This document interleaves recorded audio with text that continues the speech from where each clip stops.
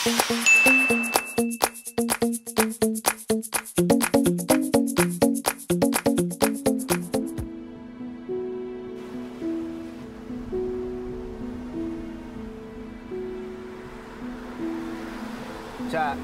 pumasok ka nga dito. Baka mamaya sumabit ka dyan, no? Baka umuwi pa ako mag-isa. Hindi ka ba natatakot? Tarik niya, no? Parang konti na lang. Mamamatay ka na. Parang yung isang paa mo nasa hukay, no? Sabi nila pag life and death situation daw, parang magpa-flash daw yung mga pinaka-importanting events sa buhay. Ano kaya makikita ko? Sa akin, nung nakilala kita. Huwag ka magulo. Kunyari gusto mo ako. Ha? Bakit kita gusto? Aray! Favorite memory ko yun. Sigurado ako pasok yun sa memory ko bago ako mamatay. Isa yun sa mga pinaka-importanteng memory ko eh. Nung nakilala kita.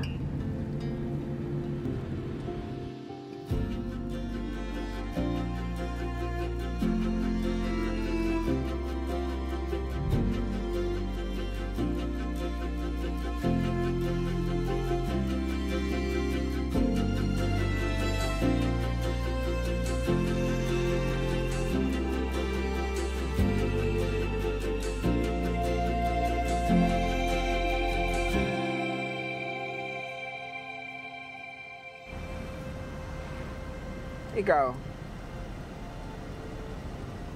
Same. Parang lahat yata na mag-flash sa utak ko. Parang nandun ka. Dapat lang. Eh, hindi ko nga yata kilala life without you. Ikaw kasi yung constant.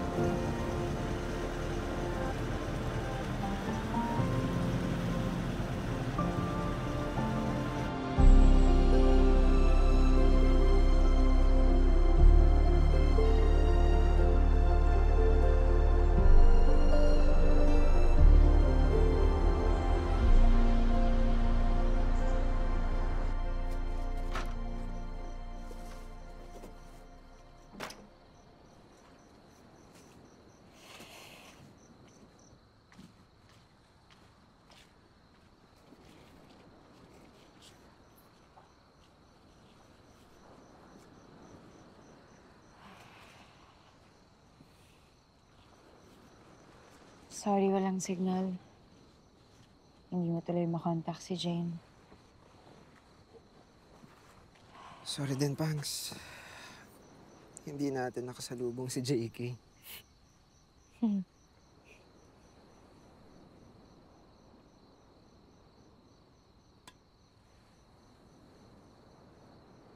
Sarap dito.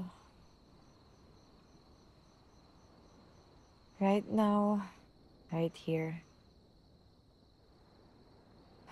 Parang hindi gumagalaw yung oras. Walang umaandar.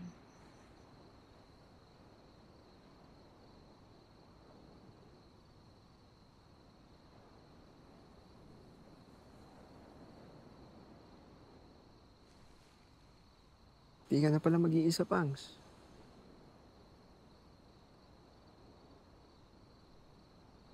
Baby ka na, oh.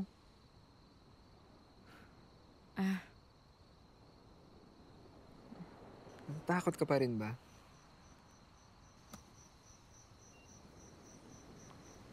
Saan? Sa bagong chapter ng buhay mo.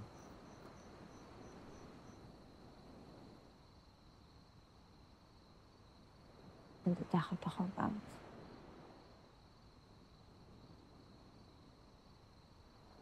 Sa lahat.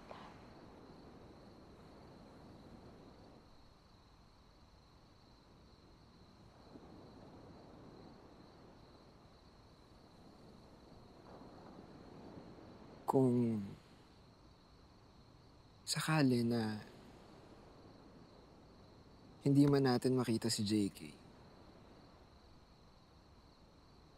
O kung makita man natin siya, pero mag-decide siya na hindi ka panindigan.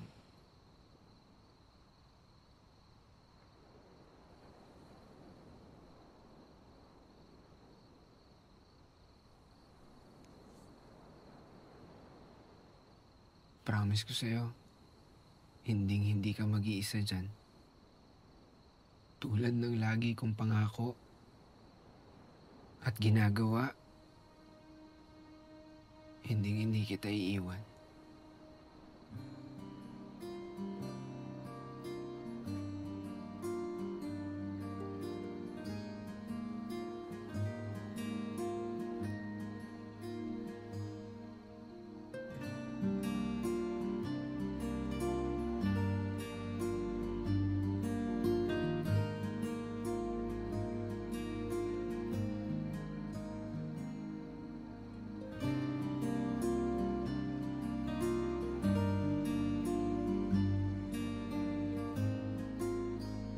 Ting, ting, ting.